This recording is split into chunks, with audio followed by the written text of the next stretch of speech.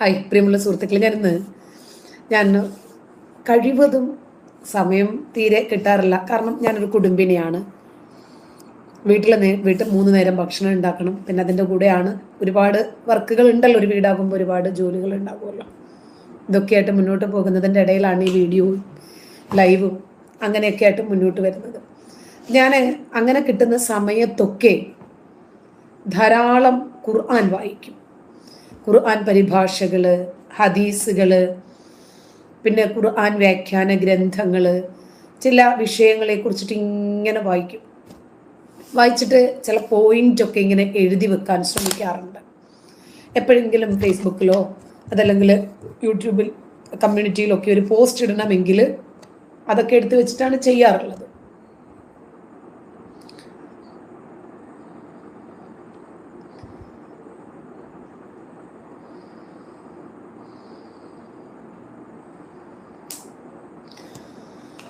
അപ്പോൾ അങ്ങനെ ഇന്ന് ഖുർആൻ വായിച്ചു വന്നപ്പോൾ ചില ഖുർആൻ വചനങ്ങൾ എൻ്റെ മനസ്സിൽ തട്ടി. അപ്പം ഞാൻ മുമ്പ് നിങ്ങളോട് പലപ്പോഴും പറഞ്ഞിട്ടുണ്ടെങ്കിലും വിശദീകരിച്ച് പറഞ്ഞിട്ടില്ല. അപ്പം ആളുകൾ പലരും എന്നോട് പറഞ്ഞിട്ടുണ്ട്, നിങ്ങൾ ഇങ്ങനെ പറഞ്ഞു പോകുന്ന വിഷയം, ഇപ്പം ഇന്ന് ഒരു വിഷയത്തെ സംബന്ധിച്ച് ലൈവ് ഇട്ടാൽ ആ ലൈവിൽ നിങ്ങൾ പറയുന്ന റെഫറൻസുകൾ ഒരു പോസ്റ്റ് രൂപത്തിൽ എഴുതി കമ്മ്യൂണിറ്റി പോസ്റ്റിലും ഫേസ്ബുക്കിന്റെ പേജിലും ഇടണമെന്ന് പറയാറുണ്ട്. ഒരു ലൈവ് ആകുമ്പോഴേക്ക് സാന്ദർഭികമായിട്ട് ചില ഇതുപോലെയുള്ള നാറികൾ വന്ന് എന്തെങ്കിലുമൊക്കെ പറയും. ഒരാൾ ചോദിക്കുകയാണ്, ചേച്ചി ആണാണോ എന്ന്. അപ്പൊ ഇങ്ങനെയൊക്കെ വരുമ്പോഴേക്ക് നമ്മൾ പ്ലാൻ ചെയ്യാത്ത ചില വിഷയങ്ങളെ കുറിച്ചിട്ട് സംസാരിക്കേണ്ടി വരും. പിന്നെ ചില ചോദ്യങ്ങൾ ചോദിക്കും. അപ്പോൾ അതിനൊക്കെ മറുപടി പറഞ്ഞു പോകുമ്പോൾ എന്താണ് റെഫറൻസ്, എന്ത് വിഷയമാണ് പറഞ്ഞത് എന്ന് ഒരു പക്ഷേ നമുക്ക് വിശദമായ രൂപത്തിൽ ഒരു പോസ്റ്റ് എഴുതാൻ കഴിഞ്ഞെന്ന് വരില്ല. അപ്പോൾ നമുക്കറിയാം, സാധാരണ ഒരുപാട് മറ്റ് വിഷയങ്ങളൊക്കെ കയറി വന്നതുകൊണ്ട് ഈ വയനാട് വിഷയങ്ങൾക്ക് ശേഷം മതപരമായ വിഷയങ്ങളെ സംബന്ധിച്ച് വീഡിയോ ചെയ്യൽ ഏതാണ്ട് കുറഞ്ഞു പോയി എന്ന് പല ആളുകളും പറഞ്ഞു. ഇന്നും ഒരു വക്കീൽ സുഹൃത്ത് വിളിച്ചിട്ട് ടീച്ചർ ജസ്നയുടെ വിഷയം പറഞ്ഞ സമയത്ത് എന്നോട് പറഞ്ഞു, അപ്പോൾ ഇതുപോലെയുള്ള കൂടുതൽ വിഷയങ്ങൾ ചെയ്യണം. കാരണം ജസ്നയുടെ വിഷയങ്ങൾ പറയാൻ പല ആളുകളുമുണ്ട്. പക്ഷേ ഈ ഇസ്ലാമിക വിഷയങ്ങൾ പറയാൻ നിങ്ങൾ മാത്രമേ ഉള്ളൂ. അത് പറയേണ്ടെന്നല്ല, അത് പറയുന്നതോടൊപ്പം തന്നെ ദിവസവും രാത്രിയുള്ള ലൈവ് മതപരമായ വിഷയങ്ങൾക്ക് വേണ്ടി മാത്രമാക്കിയാൽ പൊതുവിഷയം കേൾക്കേണ്ടവർക്ക് അത് കേൾക്കാം, മതവിഷയത്തോട് താല്പര്യമുള്ളവർക്ക് അതും കേൾക്കാം. അപ്പോൾ എനിക്കും തോന്നി അത് ഒരു നല്ല ഓപ്ഷനാണ്.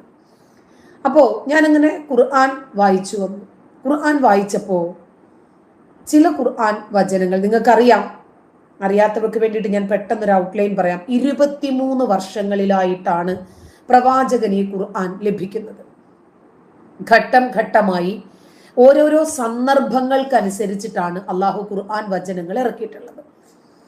അങ്ങനെ 114 അധ്യായങ്ങളുണ്ട്, 30 ഭാഗങ്ങൾ, 30-ാം ജുസു എന്നാണ് പറയുക. 30 ഭാഗങ്ങളായിട്ട് തീരെ അടുക്കും ചിട്ടയും ഇല്ലാതെ, ഓർഡർ ഇല്ലാതെ, ഒരു വിഷയത്തെക്കുറിച്ച് പറയുന്ന ഉടനെ തന്നെ ഒരു ബന്ധവും ഇല്ലാത്ത മറ്റെന്തെങ്കിലും വിഷയമായിരിക്കും അടുത്ത വചനത്തിൽ പറയുക.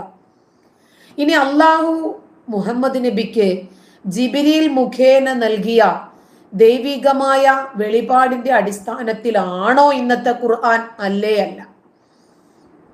ഖുർആൻ എന്ന പദത്തിന് തന്നെ വായന എന്നാണ് പറയുക. അപ്പോ മുഹമ്മദ് നബി 40-ാമത്തെ വയസ്സിൽ, നബിക്ക് 40 വയസ്സുള്ളപ്പോഴാണ് അള്ളാഹു മുഹമ്മദിനെ ഒരു പ്രവാചകനായി, ദൈവദൂതനായി, റസൂലായി, നബിയായി തിരഞ്ഞെടുക്കുന്നത്. ഇപ്പോൾ റസൂലും നബിയും തമ്മിൽ വ്യത്യാസമുണ്ട്. എനിക്കും റസൂലാകാം, നിങ്ങൾക്കും റസൂലാകാം.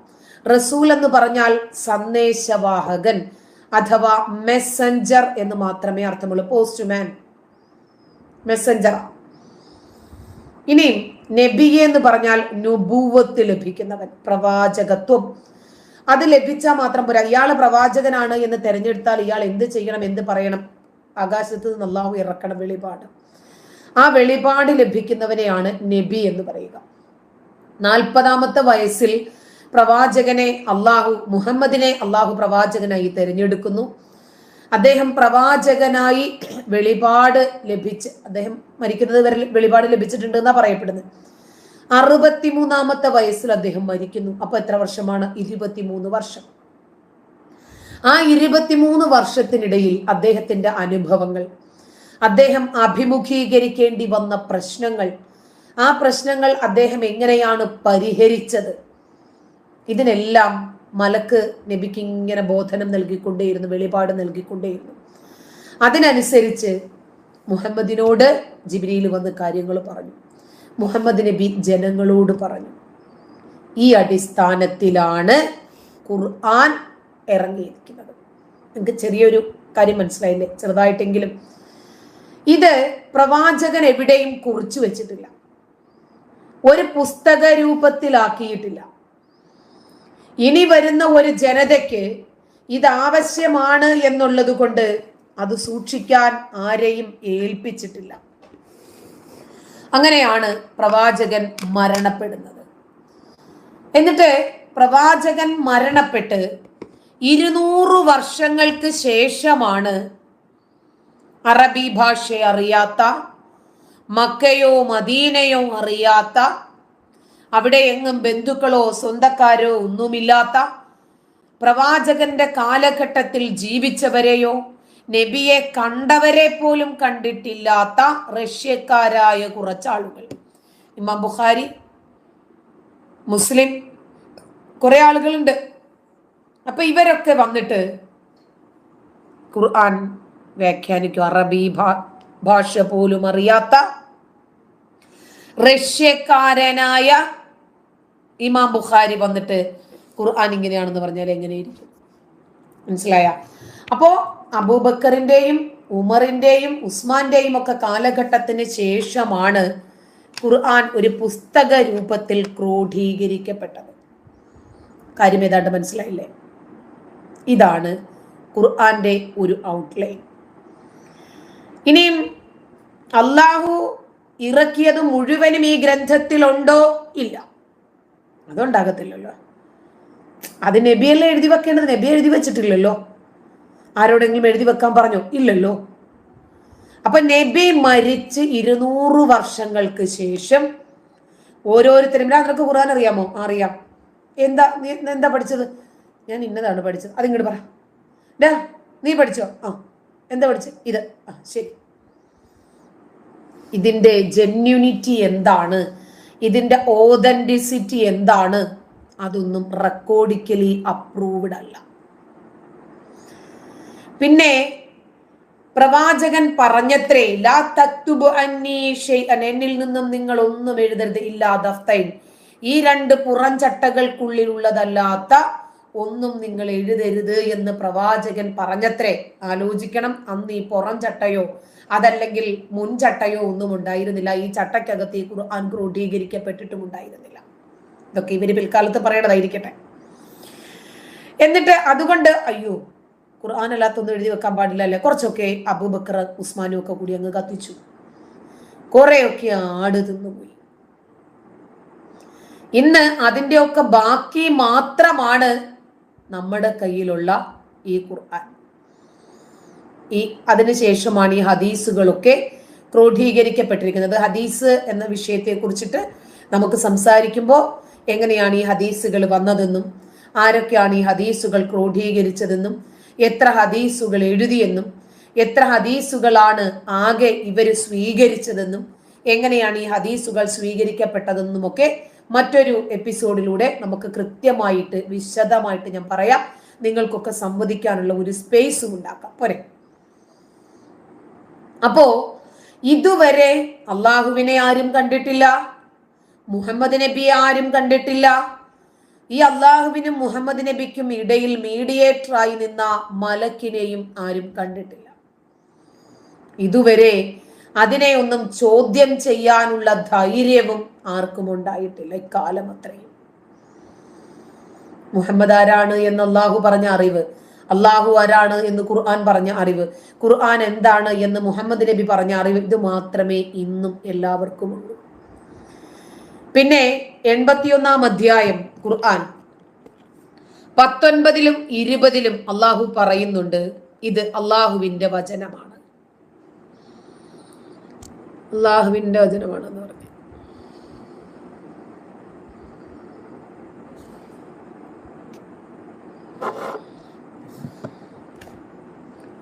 വധഭീഷണിയൊക്കെ ആണല്ലോ.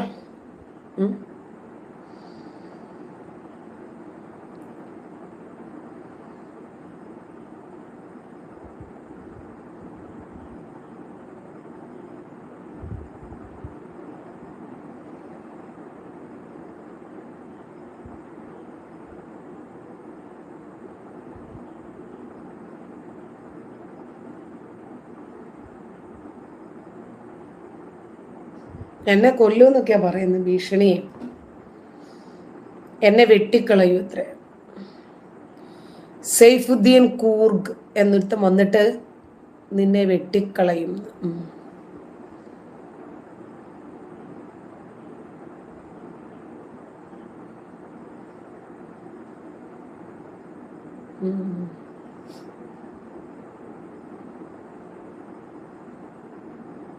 ശരി.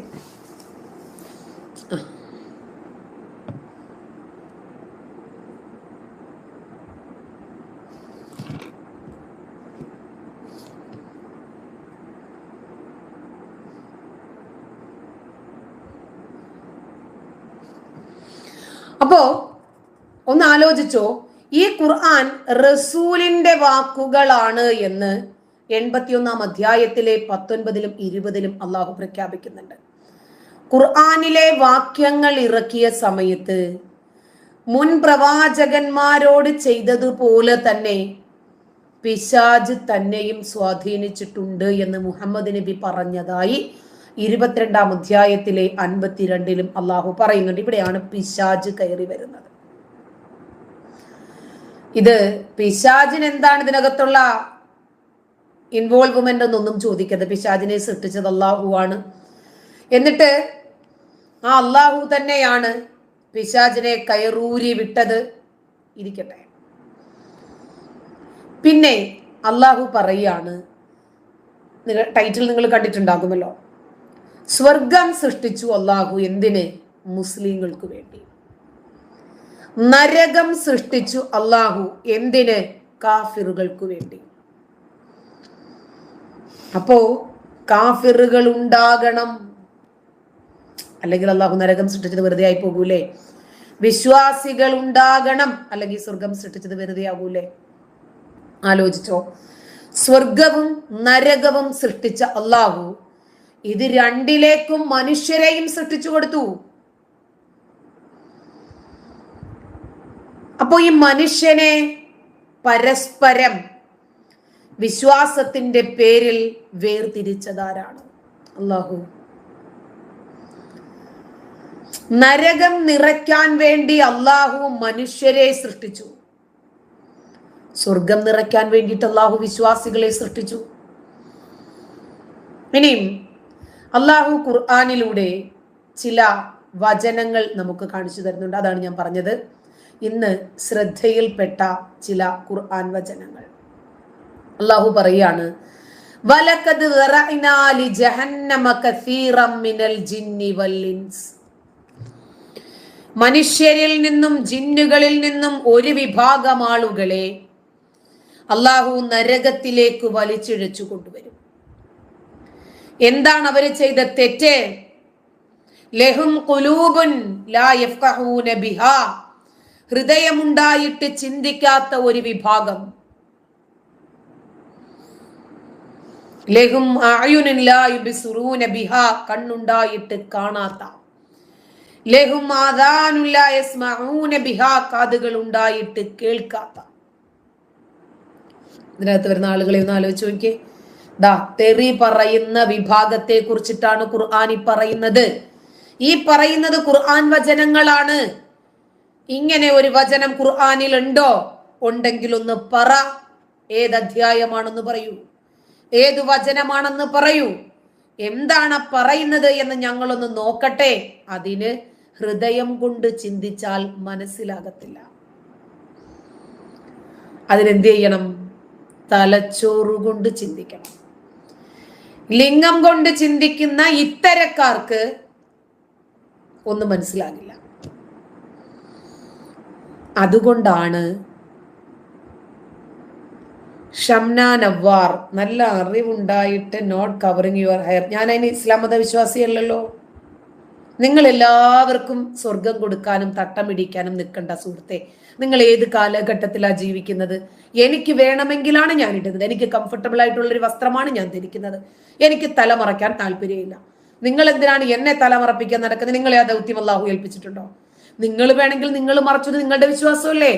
നിങ്ങളുടെ വിശ്വാസം എന്തിനാണ് നിങ്ങൾ എന്നെ അടിച്ചേൽപ്പിക്കാൻ ശ്രമിക്കുന്നത്? നിങ്ങൾക്കതാണ് കംഫർട്ടബിൾ. ശരി, ആ വേഷം നിങ്ങൾക്ക് സാറ്റിസ്ഫാക്ഷൻ ആണ്, നിങ്ങൾ ഇട്ടോ. എന്നെ എന്തിനാണ് നിങ്ങൾ അത് അടിച്ചേൽപ്പിക്കാൻ ശ്രമിക്കുന്നത്? ഷംന നവാർ, അതെ, നിങ്ങൾക്ക് ഇപ്പൊ കാര്യം മനസ്സിലായില്ലേ? ഓരോ വ്യക്തിക്കും അവനവന്റേതായിട്ടുള്ള വിശ്വാസമുണ്ട്, പേഴ്സണാലിറ്റി ഉണ്ട്, അവർക്ക് അവരുടേതായിട്ടുള്ള സ്വാതന്ത്ര്യമുണ്ട്. ഞാൻ കോൺഗ്രസിന് വോട്ട് ചെയ്തു, നിങ്ങൾ കോൺഗ്രസിന് തന്നെ വോട്ട് ചെയ്യണമെന്ന് നമ്മൾ എങ്ങനെ പറയും? ഓരോ വ്യക്തിക്കും അവനവന്റേതായിട്ടുള്ള സ്വാതന്ത്ര്യമുണ്ട്. പലരും വന്നിട്ട് നിങ്ങൾ തട്ടമിടാത്ത എന്താ? തട്ടമിട്ട സ്വർഗം കിട്ടുമെന്ന് നിങ്ങളോട് ആരെങ്കിലും പറഞ്ഞോ? അപ്പോ അതിനാവശ്യമില്ല. പിന്നെന്തിന് ഇസ്ലാമിനെ കുറിച്ച് പറയണമെന്ന്? ജാബിറിന്റെ വാപ്പാക്ക് സ്ത്രീധനം കിട്ടിയതാണ് ഇസ്ലാം ആണോ?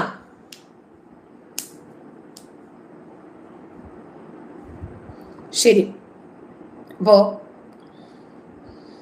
എന്തായിരുന്നു പറഞ്ഞുകൊണ്ടിരുന്നത്? ഒരു ഖുർആൻ വചനത്തെ കുറിച്ചിട്ടാണ് സംസാരിച്ചുകൊണ്ടിരുന്നത് അല്ലെ? സാബു വെടിനിന്റെ ഉമ്മ. ഓക്കെ, ഇന്നലെയും ഒരാള് പലരും പറഞ്ഞു എന്നോട്, ആരും ഇത്തരം comments, negative comments, positive comments mind ചെയ്യേണ്ട, വിഷയത്തിൽ നിന്ന് വ്യതിചലിപ്പിക്കാൻ. എന്നാലും നോക്കിപ്പോകും, കണ്ടുപോകും, പറഞ്ഞു പോകും. ശരി, അവനൊക്കെ മൈൻഡ് ചെയ്യാതെ വിടുക. അപ്പൊ അള്ളാഹു പറയാണ്,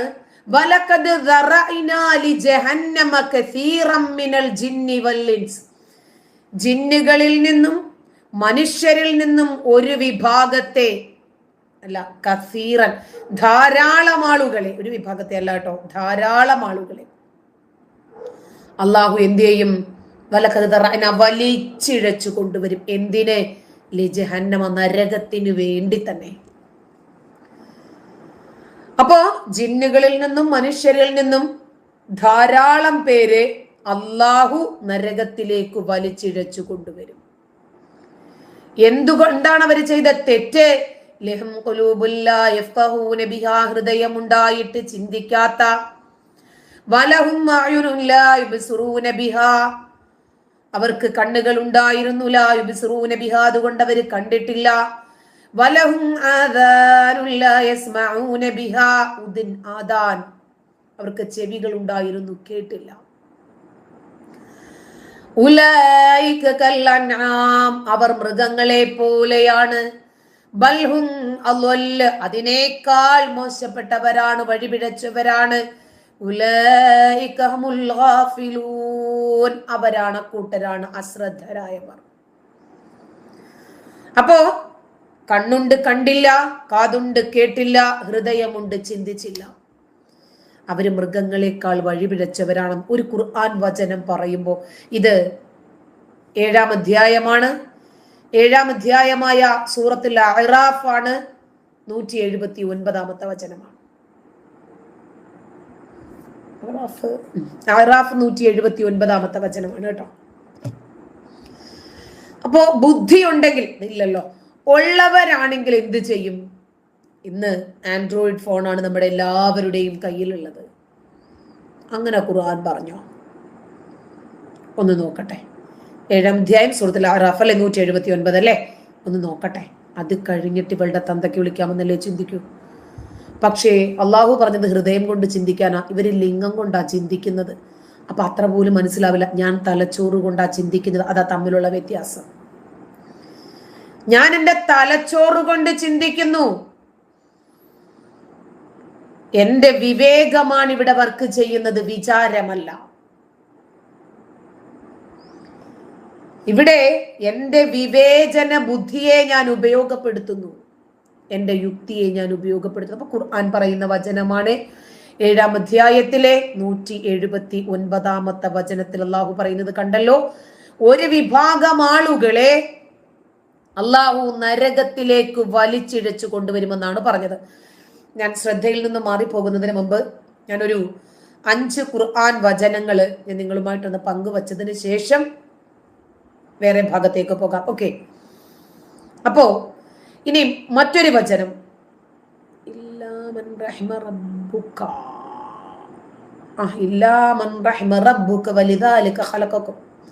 മറന്നുപോയി. ഞാൻ കുറേ ആയില്ലേ ഈ ഖുർആനും ഒക്കെ ആയിട്ട് ബന്ധം വിട്ടിട്ട്. ഞാൻ അറബി അങ്ങനെ ഇപ്പോ നോക്കാറില്ല.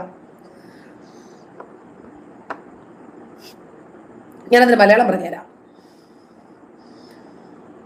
സൂറത്ത് ഹൂദാണ്, 11-ാമത്തെ അധ്യായമായ സൂറത്തുൽ ഹൂദിലെ 119-ാമത്തെ വചനമാണ്. ഇല്ലാ മൻ റഹിമ റബ്ബുക വലിദാലിക ഖലഖഹും, മറന്നുപോയി,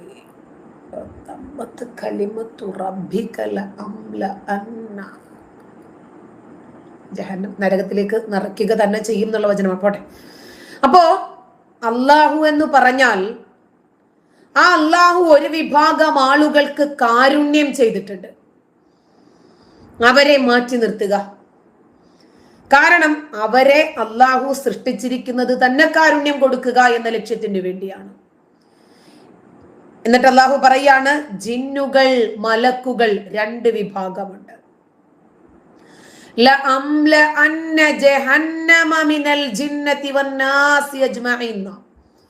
അപ്പൊ ജിന്നുകളും മനുഷ്യരുമാകുന്ന 2 വിഭാഗത്തെയും കൊണ്ട് ഞാൻ നരകം നിറയ്ക്കുക തന്നെ ചെയ്യും. എന്നിട്ട് അള്ളാഹു പറയുന്നത്, ഇല്ലാമൻ റഹിമ റബ്ബുക, നിന്റെ റബ്ബ് കാരുണ്യം ചെയ്ത ആളുകൾ ഒഴികെ, വലിദാലിക ഖലഖഹും, അവരെ സൃഷ്ടിച്ചത് തന്നെ കാരുണ്യത്തിന് വേണ്ടിയാണല്ലോ. എന്നിട്ട് വതമ്മത്ത് കലിമത്ത്, അള്ളാഹുവിന്റെ ആ വചനമുണ്ടല്ലോ അത് അള്ളാഹു പൂർത്തീകരിച്ചിരിക്കുന്നു. അതായത് ഒരു വിഭാഗം ആളുകൾക്ക് സ്വർഗം കൊടുക്കുക എന്ന ദൗത്യമാണ് അള്ളാഹുവിനുള്ളത്. അപ്പോ നരകം നിറയ്ക്കാൻ ബാധ്യത ആർക്കാണ്? അള്ളാഹുവിന്. അപ്പോ കുറച്ചു മനുഷ്യരെയും ജിന്നുകളെയും കൊണ്ട് അള്ളാഹു നരകം നിറയ്ക്കും. 2 വചനത്തിലും അള്ളാഹു അത് തന്നെയാണ് പറയുന്നത്.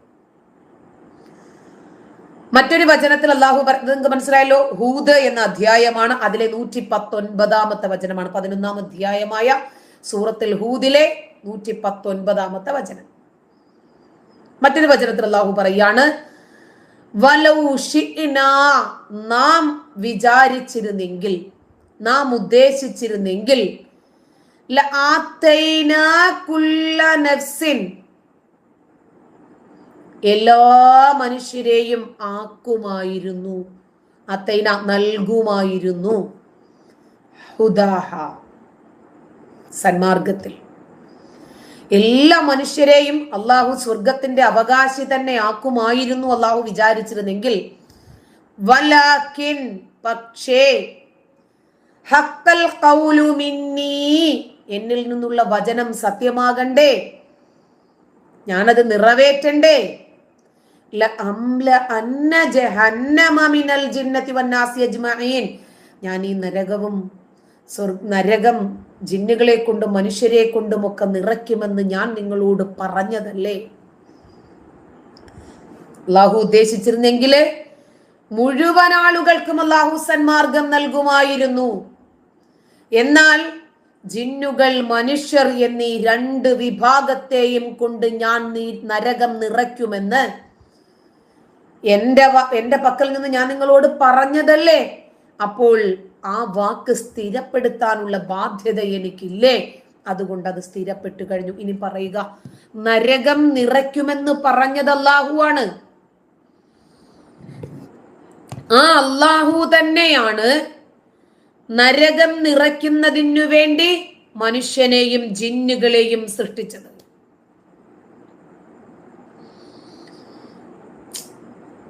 നമ്മൾ എന്ത് ചെയ്യണം എന്ന് അള്ളാഹു തീരുമാനിക്കുക. നമ്മൾ ഓരോരുത്തരും നമ്മളുടെ മാതാവിന്റെ ഗർഭാശയത്തിൽ 4 മാസം 40 ദിവസം കേട്ടോ, 4 മാസം അല്ല കേട്ടോ, 40 ദിവസം പ്രായമാകുന്ന സമയത്ത് അള്ളാഹു ഒരു മലക്കിനെ അങ്ങോട്ട് പറഞ്ഞു വിടും. എന്നിട്ട് ആ മലക്കിനോട് അള്ളാഹു 4 കാര്യങ്ങൾ അവനിൽ രേഖപ്പെടുത്തി വെക്കാൻ പറയും. ആ 4 കാര്യങ്ങളാണ്. ഒന്ന്, എപ്പം മരിക്കും, എത്ര കാലം ജീവിക്കും എന്നൊക്കെ അറിയണ്ടേ, എങ്ങനെ മരിക്കും, എവിടെയാണ് മരിക്കുക. 2, അവന്റെ ഭക്ഷണത്തെ കുറിച്ചിട്ട് ആദ്യം ആയുസ് എഴുതും, പിന്നെ അവന്റെ ഭക്ഷണത്തെ കുറിച്ച് എഴുതും, പിന്നെ അവന്റെ കർമ്മങ്ങൾ, അവൻ എന്ത് ചെയ്യണം, അവൻ എന്ത് ചെയ്യണ്ട, ഇതൊക്കെ എഴുതി രേഖപ്പെടുത്തി വെക്കണ്ടേ. അവസാനമായിട്ട് അല്ലാഹു എഴുതും മലക്കുകളെ കൊണ്ട്, അവൻ സൗഭാഗ്യവാനാണോ ദൗർഭാഗ്യവാനാണോ.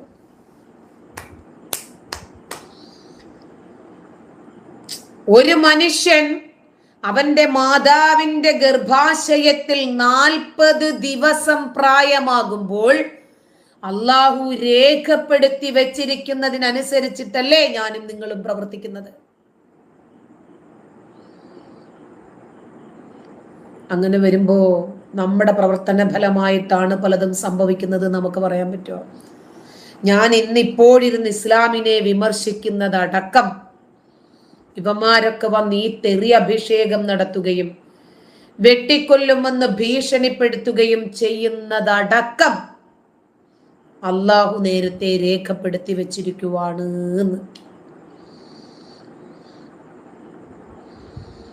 ഇനി എന്തുണ്ട് നിങ്ങൾക്ക് പറയാം? അള്ളാഹു ഒരു വേള വിചാരിച്ചിരുന്നെങ്കിൽ നമ്മളെ എല്ലാവരെയും അള്ളാഹു സന്മാർഗത്തിലാക്കുമായിരുന്നു. പക്ഷേ നരകവും സ്വർഗവും ഒക്കെ ആരെ കൊണ്ടാണ് നിറയ്ക്കാതെ ഞാൻ പറഞ്ഞിട്ടില്ലേ?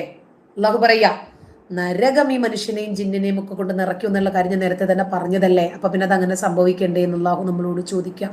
32-ാം അധ്യായമായ സൂറത്ത് സജദ 13-ാമത്തെ വചനമാണ്. സജദ എന്ന അധ്യായത്തിലെ 13-ാമത്തെ വചനമാണ് ഞാൻ ഇപ്പോ നിങ്ങളോട് ഷെയർ ചെയ്തത്. തീർന്നില്ല. ഞാൻ നിറയ്ക്കുക തന്നെ ചെയ്യുമെന്ന് അല്ലാഹു പറയാണ്. ജഹന്നമ, നരകം. മഴയുണ്ട്, കരണ്ട് വന്നും പോയി നിൽക്കുക. എന്നിട്ട് അല്ലാഹു പറയാണ്, നിന്നെയും അവരിൽ നിന്ന് നിന്നെ പിന്തുടരുന്ന മുഴുവൻ പേരെയും കൊണ്ട് ഞാൻ നരകം നിറയ്ക്കും. ഞാൻ ആദ്യം ഇൻട്രൊഡക്ട് ചെയ്ത് പറഞ്ഞില്ലേ, ഒരു ഓർഡറും ഇല്ലാതെ ആരോട് എപ്പോൾ എങ്ങനെ ഇതൊന്നും അറിയില്ല. അല്ലാഹു ഒന്ന് പറയുക. ഇത് പെട്ടെന്നൊരു ഐഡിയ കിട്ടത്തില്ല. ഖുർആനിന്റെ പരിഭാഷയോ ഹദീസുകളോ ഒക്കെ വായിക്കാതെ ഇതാരാ പറഞ്ഞത്, ആരോടാ പറഞ്ഞത്? നിന്നെയും അവരിൽ നിന്ന് നിന്നെ പിന്തുടർന്നു വരുന്ന മുഴുവൻ ആളുകളെയും കൊണ്ട് ഞാൻ നരകം നിറയ്ക്കും അല്ലാഹു പറയാ. 38-ാം അധ്യായം സൂറത്ത് സ്വാദ് അതിലെ 85-ാമത്തെ വചനത്തിലാണ് അല്ലാഹു പറയുന്നത്. അപ്പോ നരകത്തിലേക്ക് നമ്മൾ ചെന്ന് വീഴുന്നതല്ല, നമ്മുടെ കർമ്മഫലമായി നരകത്തിലേക്ക് പോകുന്നതുമല്ല, അല്ലാഹു കൊണ്ടുപോകുന്നതാണ്. നമ്മളെ കൊണ്ട് ഓരോ പ്രവൃത്തികളും ചെയ്യിപ്പിക്കുന്നത് പടച്ച റബ്ബാണ്. അല്ലാഹു പറയുന്നത്, ലഖദ് ഖലഖ്നൽ ഇൻസാന ഫീ അഹ്സനി തഖ്വീം, തീർച്ചയായും മനുഷ്യനെ നാം ഏറ്റവും നല്ല ഘടനയോടുകൂടി സൃഷ്ടിച്ചിരിക്കുന്നു. ആ ഘടനയിൽ ഏതെല്ലാം വ്യത്യാസമുള്ള മനുഷ്യനുണ്ട്. നിങ്ങളത് മാത്രം ആലോചിച്ചാൽ മതി. ഏറ്റവും നല്ല ഘടന എന്ന് പറയുമ്പോൾ കയ്യും കാലും ഇല്ലാത്തവരില്ലേ, കണ്ണില്ലാത്തവരില്ലേ, മൂക്കില്ലാത്തവരില്ലേ, മുഖം കോടിയിരിക്കുന്നവരില്ലേ, നല്ല ഭംഗിയുള്ള ആളുകളില്ലേ, സംസാരിക്കാൻ കഴിവില്ലാത്തവരില്ലേ, വൈകൃതങ്ങളുമായി രോഗങ്ങളുമായി അനാഥരായി ഏതെല്ലാം രൂപത്തിലുള്ള മനുഷ്യരുണ്ട്. അള്ളാഹു സൃഷ്ടിച്ച ഘടന അള്ളാഹുവിന് സംരക്ഷിക്കാൻ പറ്റാത്തത് കൊണ്ട് ഭിക്ഷയാചിക്കാൻ വേണ്ടി കയ്യും കാലും വെട്ടി മുഖമൊക്കെ കത്തിച്ച് ആസിഡ് ഒഴിച്ചൊക്കെ വിടുന്ന ആളുകളൊക്കെ ഇല്ലേ? അപ്പോ ഏറ്റവും നല്ല ഘടനയോടുകൂടി അള്ളാഹു സൃഷ്ടിച്ചിട്ട് അള്ളാഹു നമ്മളെ എന്തിനാണ് തിരഞ്ഞെടുക്കുന്നത്? അടുത്ത വചനം കൂടി നോക്കിക്കോ. ഞാൻ ഇപ്പൊ പറഞ്ഞത് 95-ാമത്തെ അധ്യായമാണ് കേട്ടോ, സൂറത്ത് ത്വീൻ. എന്നിട്ട് അല്ലാഹു പറയാണ്,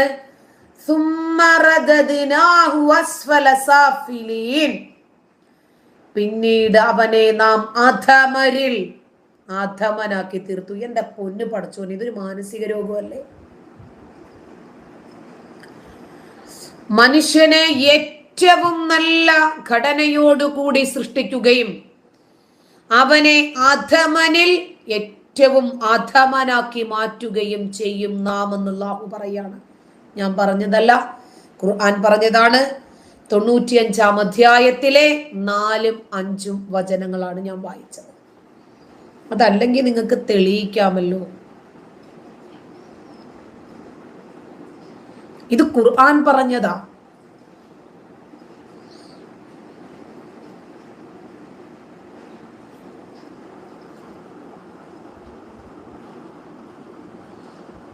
മുഹമ്മദ് പറയാണ്, കാലു പിടിക്കാം, ഒന്ന് നിർത്തൂ ഈ പരിപാടി. മര്യാദയോടെ അപേക്ഷിക്കുകയാണ് മുഹമ്മദേ. ഇതിങ്ങനെ ഖുർആൻ എന്ന് പറഞ്ഞാൽ എല്ലാ മനുഷ്യനും വേണ്ടിയുള്ള ഉള്ള ഗ്രന്ഥമല്ലേ? ഖുർആൻ തന്നെ പറഞ്ഞത് അലിഫ് ലാം മീം ദാലികൽ കിതാബു ലാ റൈബ ഫീ ഹുദൽ ലിൽ മുത്തഖീൻ. സൂക്ഷ്മതയുള്ള ആളുകൾക്ക് ഈ ഗ്രന്ഥം സന്മാർഗമാണ് എന്നതിൽ സംശയമേ വേണ്ട. ഞാൻ ജീവിതത്തിൽ അങ്ങേയറ്റം സൂക്ഷ്മതയുള്ള ആളാണ്. അപ്പോ നമ്മൾ സൂക്ഷിച്ച് ജീവിക്കുമ്പോ നമ്മൾ ഇതൊക്കെ നോക്കില്ലേ? ഇതിനകത്തുള്ള സന്മാർഗം നമുക്ക് വേണ്ടേ? ഇത് ഞാൻ മനസ്സിലാക്കിയ ഖുർആനിക ആശയങ്ങളാണ് മുഹമ്മദേ ഞാൻ ഈ പറയുന്നത്. ഇതിലെന്തെങ്കിലും തെറ്റ് പറ്റിയെങ്കിൽ, ഞാൻ പറയുന്ന ഖുർആൻ വചനത്തിന്റെ അർത്ഥം അതല്ലെങ്കിൽ നിങ്ങൾക്ക് തെളിയിക്കാം.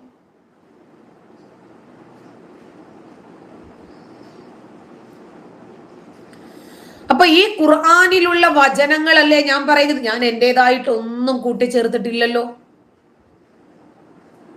അപ്പോ ഈ 95-ാമത്തെ വചനത്തിലെ 4ലും 5ലും അള്ളാഹു പറയുന്നത്, അള്ളാഹു ഏറ്റവും നല്ല ഘടനയോടുകൂടി സൃഷ്ടിച്ചിട്ട് നിങ്ങളെ നാം അധമനിൽ അധമനാക്കി മാറ്റിന. അപ്പോ അള്ളാഹു അല്ലേ ഇതിന്റെ ഒക്കെ ഉത്തരവാദി നമ്മളാണോ?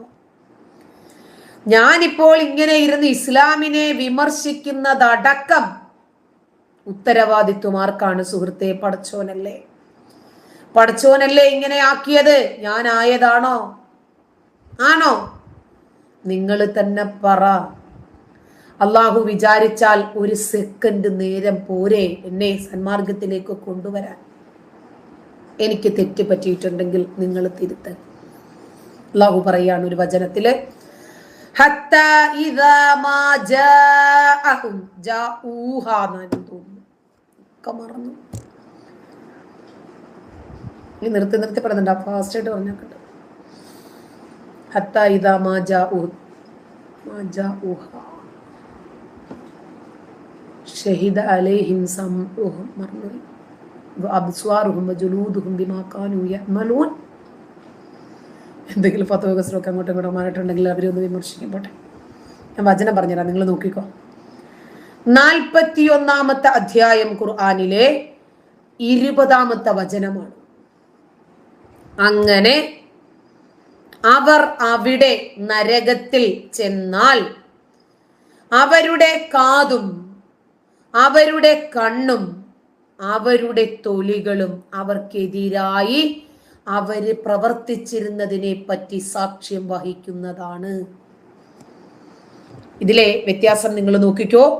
നമ്മൾ എന്ത് പ്രവർത്തിക്കണം, എങ്ങനെ പ്രവർത്തിക്കണം, എപ്പോഴാണ് പ്രവർത്തിക്കേണ്ടത് എന്നെല്ലാം മാതാവിന്റെ ഗർഭാശയത്തിൽ വെച്ച് എഴുതി രേഖപ്പെടുത്തി വെച്ച അള്ളാഹു പറയുകയാണ്, നിങ്ങൾ ചെയ്ത പ്രവൃത്തികളെ സംബന്ധിച്ച് നിങ്ങളുടെ കണ്ണും കാതും തൊലികളും അള്ളാഹുവിനോട് സമാധാനം പറയുന്ന ദിവസം വരുമെന്ന്. നമ്മൾ എങ്ങനെ പ്രവർത്തിക്കണം എന്നത് അള്ളാഹുവിന്റെ തീരുമാനമാണോ? അതെ. പിന്നെ നമ്മളെ ശിക്ഷിച്ചിട്ട് കാര്യമുണ്ടോ? മനുഷ്യനതിനകത്ത് ഫ്രീ വില്ലുണ്ടോ? ഇല്ല.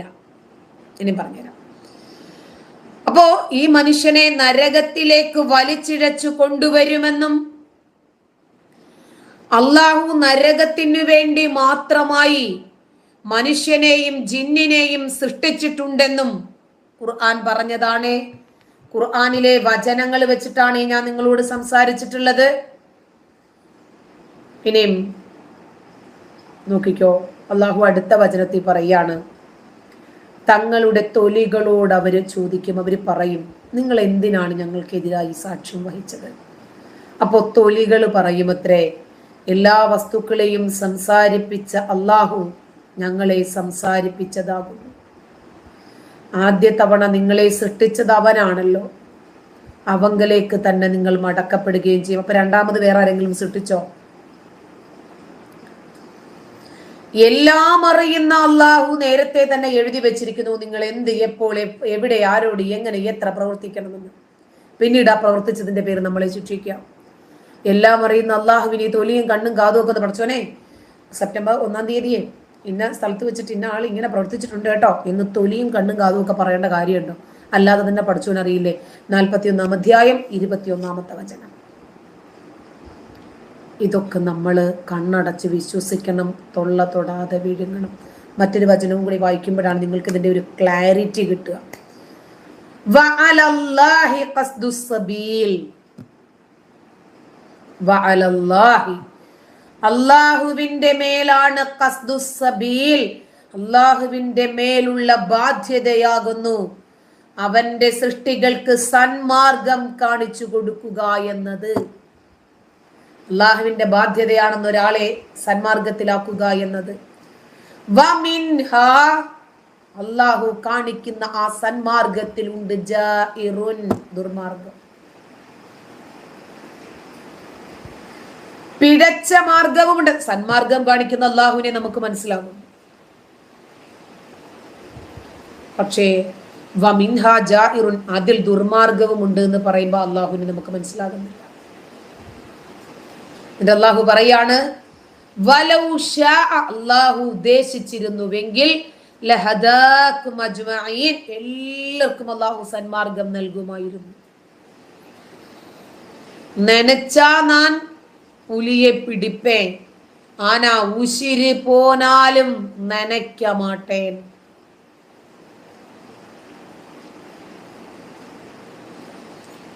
നിങ്ങൾ എത്ര കൊല വിളിച്ചാലും, എത്ര തെറി വിളിച്ചാലും, എത്ര ഭീഷണിപ്പെടുത്തിയാലും ഈ പറയുന്നത് ഖുർആനാണ്, ഇത് ഖുർആൻ അല്ലാന്നും ഇതല്ല ഇതിൻ്റെ അർത്ഥമെന്നും തെളിയിക്കേണ്ടത് നിന്നെ പോലെയുള്ള മദ്രസ പൊട്ടന്മാരായ ലൈംഗിക രോഗികളല്ല, മുസ്ലിം പുരോഹിതന്മാരുണ്ട്.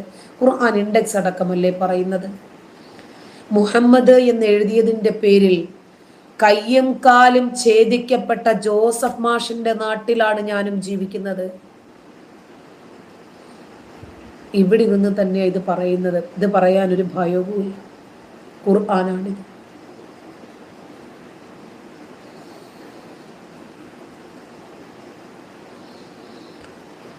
അപ്പോ അള്ളാഹുവിന്റെ ബാധ്യതയാണ് അള്ളാഹുവിന്റെ സൃഷ്ടികൾക്ക് സന്മാർഗം കാണിച്ചു കൊടുക്കുക എന്നത്. പക്ഷേ അള്ളാഹു അത് ചെയ്തോ? പിഴച്ച മാർഗവും അള്ളാഹു കാണിച്ചതിന്റെ കൂട്ടത്തിലുണ്ട് എന്നാ പറഞ്ഞേ. അള്ളാഹു ഉദ്ദേശിച്ചിരുന്നെങ്കിൽ എല്ലാവരെയും നേർമാർഗത്തിലാക്കുമായിരുന്നു.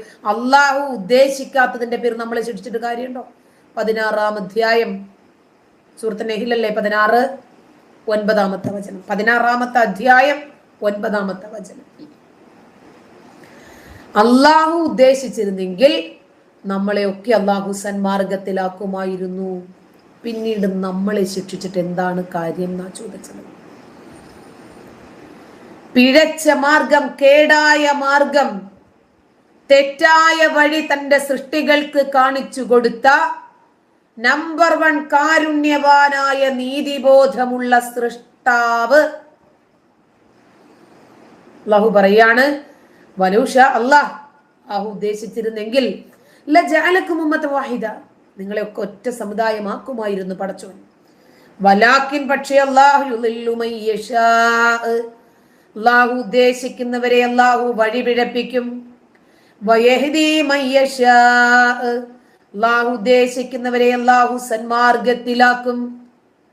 അടുത്ത വചനമാണ് അത്. അതിലേറെ രസം അടുത്ത വാക്യം.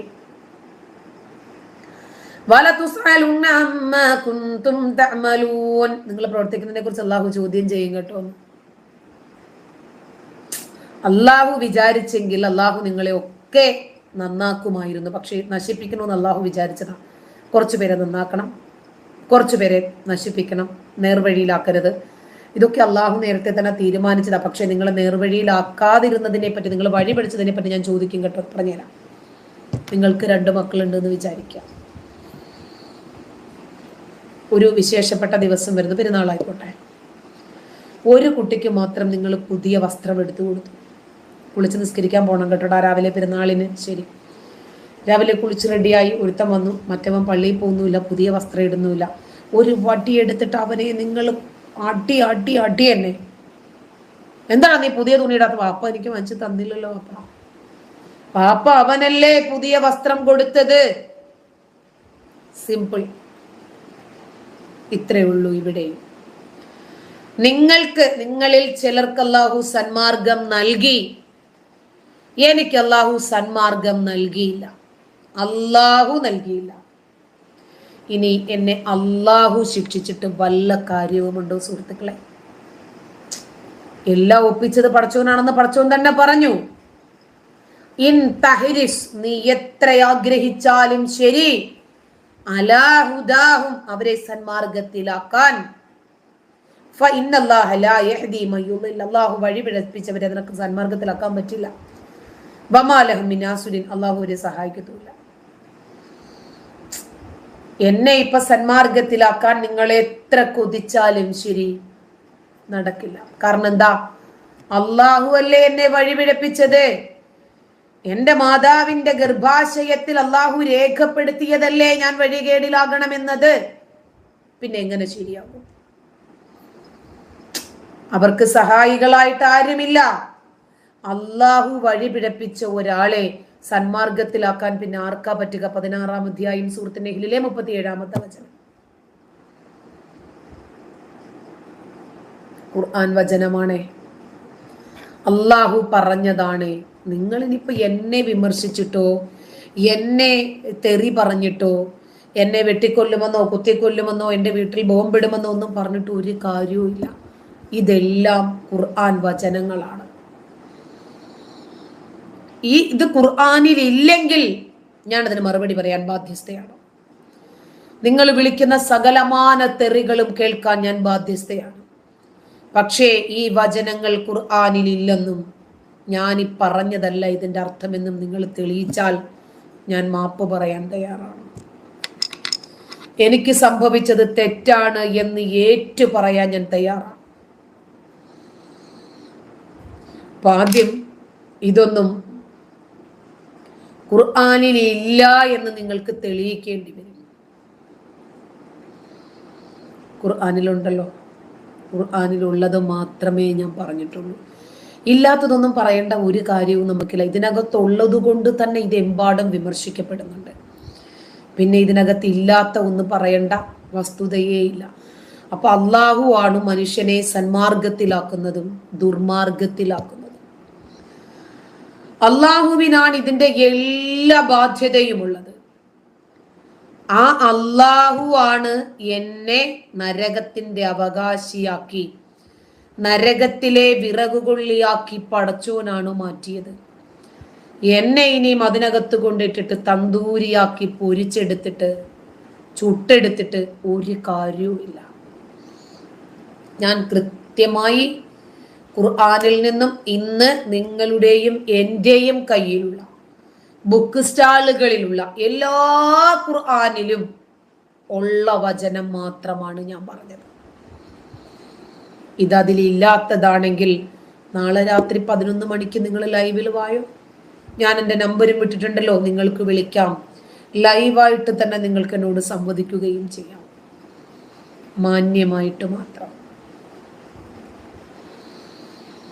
ഖുർആനിലുള്ള വിഷയങ്ങൾ പറയുമ്പോൾ നിങ്ങൾക്ക് അതങ്ങോട്ട് ദഹിക്കുന്നില്ല, നിങ്ങൾ തെറി വിളിക്കുക. ഈ പറയുന്നതൊന്ന് കേൾക്കാൻ ഖുർആൻ തന്നെ പറഞ്ഞത് എന്താ? ഫബശ്ശിർ ഇബാദ്, എന്റെ അടിമകളെ നീ സന്തോഷ വാർത്ത അറിയിക്കണം. അവരാരാണ്? അല്ലദീന യസ്തമിഊനൽ ഖൗല, വാക്കുകൾ ശ്രദ്ധിച്ചു കേൾക്കുന്നവർ, വയത്തബിഊന അഹ്സന, അതിലേറ്റവും നല്ലതിനെ പിൻപറ്റുന്നവർ, ഉലൈക ഹദാഹുമുല്ലാഹ്, അവർക്കാണ് അല്ലാഹു സന്മാർഗം നൽകുന്നത്. വ ഉലൈക ഹുമുൽ അൽബാബ്, അവരാണ് ബുദ്ധി കൊടുത്ത് ചിന്തിക്കുന്നവരും. ഇത് ഖുർആൻ പറയുന്നത്. അപ്പൊ ഞാൻ ഈ പറയുന്ന വചനങ്ങൾ ഖുർആനിലുണ്ടോ? ഇത് ശരിയല്ലെങ്കിൽ നിങ്ങൾ തെറി വിളിക്ക്, നിങ്ങൾ ഭീഷണിപ്പെടുത്ത്, അതല്ലെങ്കിൽ നിങ്ങൾ എനിക്കെതിരെ കൊണ്ടുപോയി കേസ് കൊടുക്കുക, ഖുർആനിൽ ഇല്ലാത്ത കാര്യങ്ങളാണ് ഞാൻ പറഞ്ഞത് എന്ന് പറഞ്ഞിട്ട്. അപ്പോഴല്ലേ കോടതിയിൽ ഞാൻ ഈ ഖുർആൻ വചനങ്ങളൊക്കെ ഇൻഡെക്സ് സഹിതം, ഇതിന്റെ പരിഭാഷ സഹിതം എനിക്ക് സമർത്ഥിക്കാൻ പറ്റും. കൊണ്ടുപോയി ഞാൻ സബ്മിറ്റ് ചെയ്യും. ആദ്യം നിങ്ങൾ ഇതിനകത്തുണ്ടോ ഇല്ലേ എന്ന് നോക്കൽ നിങ്ങളുടെ ബാധ്യതയാണ്. അതല്ലെങ്കിൽ ഞാൻ ഈ പറഞ്ഞ ഖുർആൻ വചനങ്ങളുടെയൊക്കെ നമ്പറുകൾ നിങ്ങൾ എഴുതിയെടുക്ക്. എന്നിട്ട് നിങ്ങൾ പോയി ഏതെങ്കിലും പുരോഹിതനോട് ചോദിക്കുക, ഇന്ന ഖുർആൻ വചനങ്ങളുടെ അർത്ഥം ഒന്ന് പറഞ്ഞതായോ ഉസ്താദെ. ഒരുത്തമെന്ന് പറഞ്ഞതുണ്ട, കേസല്ല എന്ന് കൊടുക്കാനുള്ളത്. അതായത് എൻ്റെ തലയെടുക്കാനാണ് അവന് താല്പര്യമെന്ന്. അപ്പോ ഇതിനകത്തുള്ള ഈ വസ്തുതകൾ ഇത്രയും നമ്മൾ മനസ്സിലാക്കിയല്ലോ. ക്രമേണ കുറേശ്ശെ കാര്യങ്ങൾ ബോധ്യപ്പെടുത്താം. ഇന്ന് ഒരുപാട് ഖുർആൻ വചനങ്ങൾ ഞാൻ പറഞ്ഞു കഴിഞ്ഞു നിങ്ങളോട്. അപ്പോൾ നമുക്കിനി നാളെ കാണാം. നന്ദി.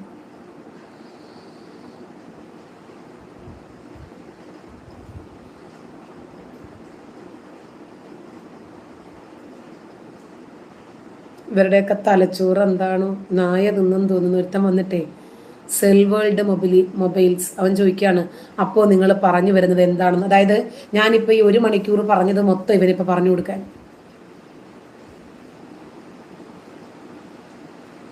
ഇപ്പം ഞാൻ ഇത്രയും നിങ്ങളുമായിട്ട് സംസാരിച്ച ലൈവിലിട്ട മുഴുവൻ വിഷയങ്ങളും ഇപ്പം ഇവന് മാത്രമായിട്ട് ഞാൻ പറഞ്ഞു കൊടുക്കണം. എന്നിട്ട് പോടാ. അപ്പോൾ ശുഭരാത്രി.